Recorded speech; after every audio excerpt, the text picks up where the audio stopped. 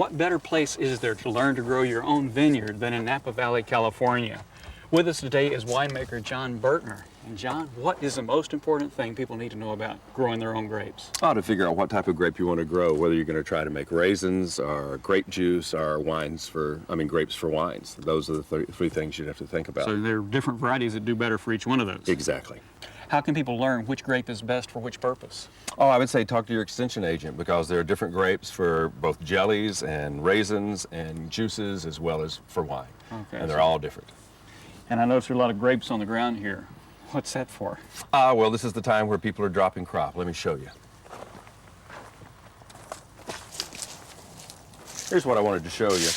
You can see we've got quite a bit of fruit on the ground, as well as quite a bit of leaves and little branches. We've been Still pulling them fruit up here, though. Yes, very definitely. That's right. You want it exposed. You can see we're going through veraison right now, so there's still some green left, but most of the grapes are turning blue. Veraison. Now, what is that?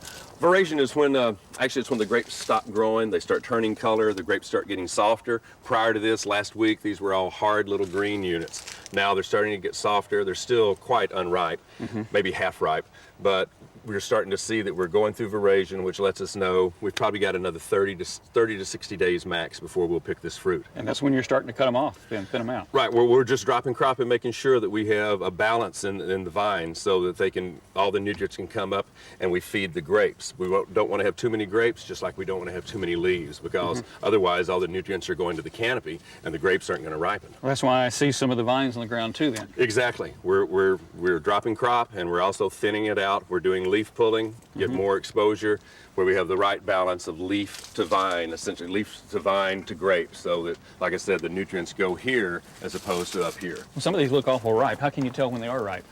Well, you can get a refractometer. That's one way. You can do it by taste. These are handy little units that we all walk around with them in our back pocket. You just take some grapes, squeeze it, some fruit, and I mean, this is not a random sample.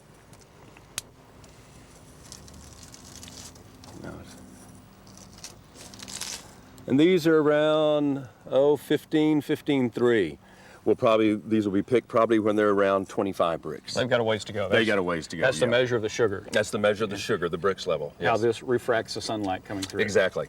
So, I mean, people use these for, diabetics use them for whatever, checking their sugar solutions. But it's something that we use. If not, if you don't have one of these, then you're going to start going by taste. Yeah, a lot of people don't feel. have that. Are these expensive? $75 on up, depending on which Okay. model you want to get. Not You can pay terrible. frightening amounts for them. But if you don't have it, then you can just taste it? Oh, you can taste it. I mean, right now these are very high acid. There's very little sugar. Another way is, let me get this out of the way, is to check the color of the seed. Oh, yeah. Because right now they're quite green. Once the seeds are getting riper, they're going to get brown. As they get brown, they'll get green towards the tips, and then after that, they'll be brown all the way. So one of the ways, if you don't have the technology with you, is just to check the grapes daily and start looking for that. Like I said, we're weeks away at this point, so they're very, very green. As you chew it, seed is going to be just kind of gummy in your mouth?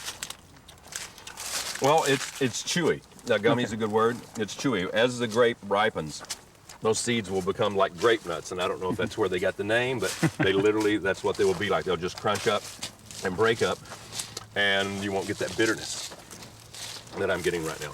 And I see something else that a lot of people don't realize. The grapes are all right here where the vines have come from last year's bud. They're not up throughout the vines, are they? No. The way you set them that way so that they get good exposure, they're easier to pick, and that way you have your canopy above, because it's performing the photosynthesis that's allowing the grapes to grow. So they need some leaves to feed the sugar into the grape, but you don't need the vines to be too long. Exactly. Too much vigor means all the nutrients are going the wrong direction. And if it's humid, that also then blocks airflow and you get diseases. Exactly. So yeah, you do some leaf pulling.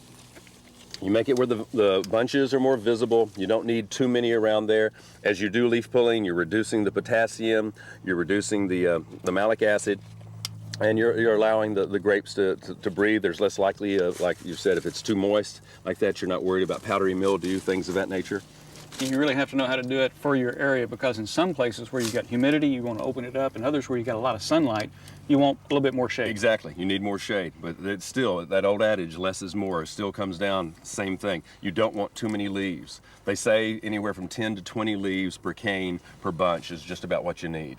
But again, you have to, every vineyard is different, and you have to treat it as such. Okay, well, John, that's a lot of good information. Help people get started. They can still get more information from their extension agent. Without a doubt. Thank you. Oh, you're most welcome.